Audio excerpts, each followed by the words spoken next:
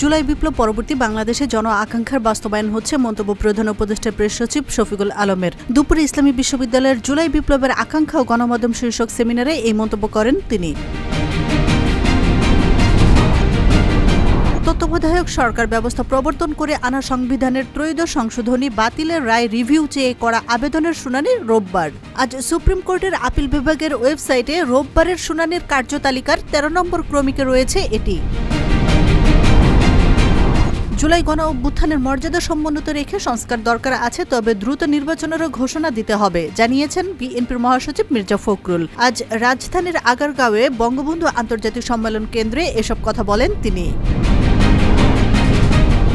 ছাগলকাণ্ডে আলোচিত এনবিআরের সাবেক সদস্য মতিউর রহমানকে ভাটারা থানার অস্ত্র মামলায় ৩ দিনের রিমান্ড শেষে কারাগারে পাঠিয়েছেন আদালত। আজ ঢাকার মেট্রোপলিটন ম্যাজিস্ট্রেট নাজমিন আক্তারের আদালত এই আদেশ দেন।